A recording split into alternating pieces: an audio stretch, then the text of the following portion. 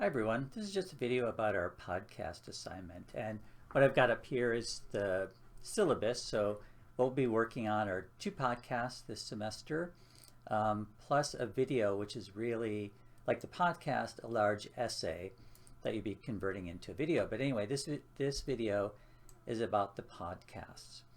And as you can see, what we're going to be doing is you'll be writing a first draft, and then we'll have peer reviews on the podcast, and then you will actually incorporate the comments into your rough draft and then turn in the final copy.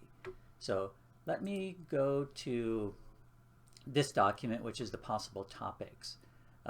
You can certainly pick your own, but I tried to brainstorm about topics that might be easier, especially if you haven't looked at this topic before, especially in the ancient world. So I'm not going to go through each one of these, but let me just do a quick brainstorm about some of these. So one is, looking at roads in the ancient world. So my advice would be to probably pick a single civilization and concentrate on that. And think about working on this exact same topic for podcast 1, 2, and your video, which would make your research a little bit easier, I think. So in terms of creating roads, so say you picked the Romans. What I want you to concentrate on is how they actually made roads, like what they're made up of, the labor that was used to put the roads together, how much they cost, how they paid their workers, and so on. So concentrate on the process. And I don't want you to say the roads, the Romans had long roads and they were 2,000 miles and they were amazing things. We already know that. So I want you to concentrate on how they actually built them. And then, in your second podcast, you could talk about something similar and maybe another particular road that might be a little bit different. In terms of the next one, now this is a little larger project, but it still should be interesting. So the process of creating a village or creating a city, and this is a really good one to focus on for podcast 1, 2, and your essay. So think about what goes into making a village. And this, of course, you'd have to do your research. What products are used, where are they obtained, how are they obtained? If it's a wooden, a village made out of wood, they obviously had to cut down a forest. If there were metals discovered in this village, they're clearly doing mining or stonework. Talk about where they might have found the metals and where they got their stone from. How are these items transported to the site? And more importantly, if you can figure this out, what happened to the land that was left where, say, mining was done or stone quarry was done? And then so on. I think this is the same type of ideas. You could look at city defenses like ancient walls. And here I use the same questions. So look up to the one before. How were the materials used? Where were they obtained? How were they obtained? How are they transported? And so on. So all of these questions essentially focus around the same thing. Now, you can actually do a podcast series on the science behind ancient sustainability. So for example, you could talk about pollen studies. And you can easily do this with 2 podcasts and a video. What can they tell us? Now, you'll probably have to look up specific studies in specific areas, but that's okay. What can they tell us about what people were doing and what were the limitations, and so on. So those are the possible topics. Now let me go to the instructions, and I popped this up the other day. So there are specific things I'm looking for. So I'm looking for a word count. I want at least or about 500 words. So you don't have to write too much more, and it shouldn't be too much less than this. I know you won't be able to write and don't try and get exactly 500 words, but it should be around that. And I want you to put the word count after your name. There is a source requirement, so you have to use at least 3 secondary sources. So secondary sources, if you remember from the first lecture, these are journal articles or books. Sometimes you can use a website, but you have to really be careful. And again, I want you to use the CRAP test on it and let me know if you're going to use a website so that I can look at it too. So think about who's writing the website. Are they a specialist in the sustainability? and so on. And you also need to use a primary source. So this would be something written in the ancient world or something built. Now, I've been thinking about this a lot. I think that the science as well would be a primary source. So if you're looking at like pollen counts, I think that would actually count as a primary source. So why don't we just call it that? And of course, I'll talk about this in just a second, but you must include the sources that you use, meaning you cite. So anytime you write about something new that you learned about, you have to cite it. Otherwise, it's academic dishonesty. And then, of course, topic, we just talked about that. To start off, even before you start doing your research, you have to have a question. So I want you to look at how to create an outline, thesis, statement, bibliography video, and then think of a question. So, for example, maybe on the Roman roads, what types of materials were used to build Roman roads? Now that's more simplified than what I'm looking for, but that's a question to start off with because you may not know the answer. Now, the answer you get will be done from using your research. So once you have a question, use that to guide your research. And just a quick note, as you're doing your research and taking your notes, be sure to put the name of your source at the top of your document and the specific page number you're referring to. This is going to save you a lot of work in the future, because if you don't do this and you start writing, you're going to have to go back to your source. So maybe put the name of the journal article and the author at the top.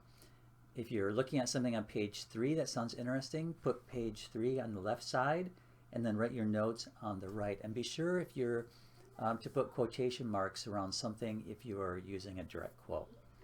Okay, you also must have a thesis statement. Now, I mentioned up here, you start off with a question.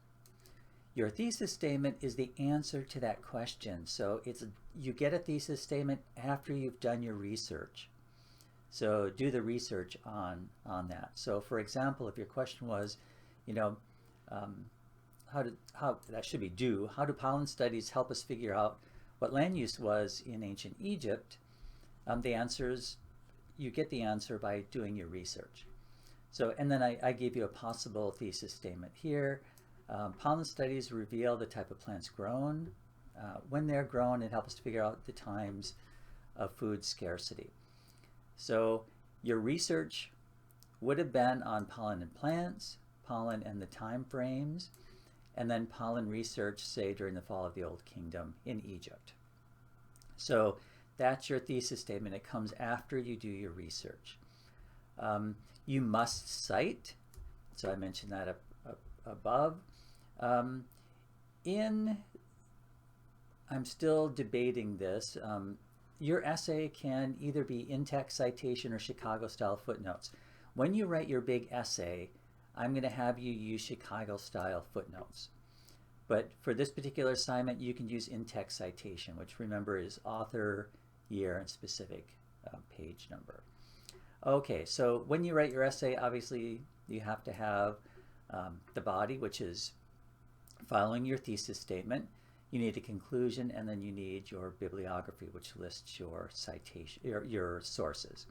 So now, the trick with writing this, and it's not really a trick, is that the body of your essay needs to follow your thesis statement. So let's go up here. So if this is your thesis statement, pollen studies reveal the type of plants grown, where they are grown, and help us figure, or when they were grown and help us figure out.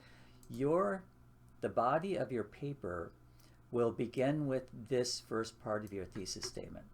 So you talk about pollen studies and how they can tell us what plants are grown. The next part of your paper will talk about when they were grown.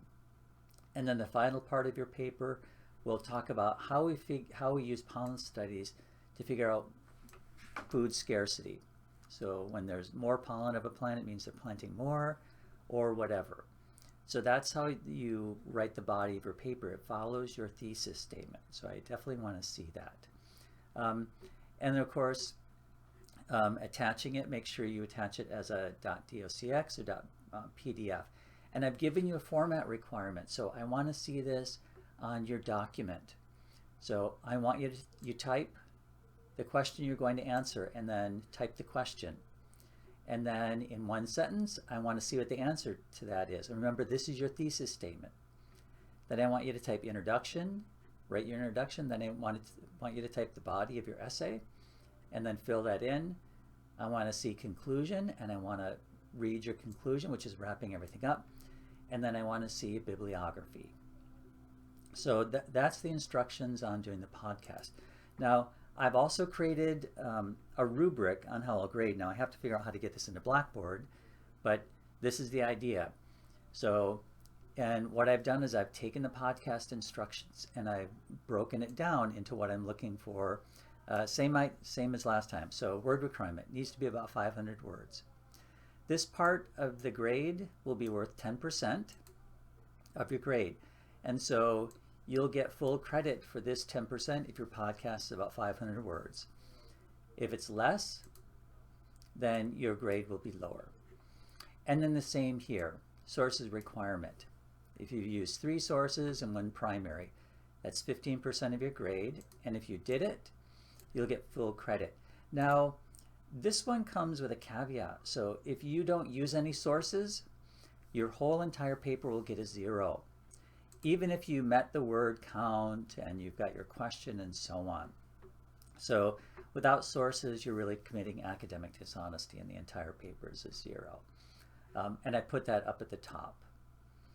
So be sure to read that. So then the question requirement, you've got a question that's worth 10% of your grade.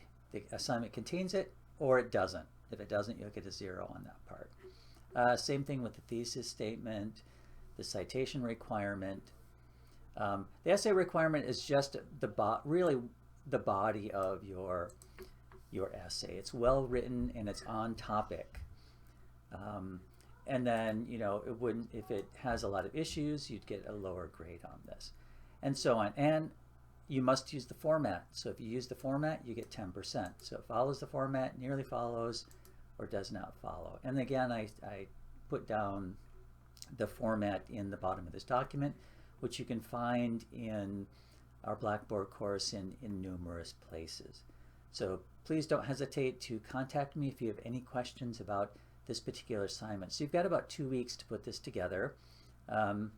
It is due in week 4 on Thursday, and then we'll spend a couple days doing the peer review. So make sure you put that in your calendar that you'll have to do peer review on Friday or Saturday, and those will be due on Sunday.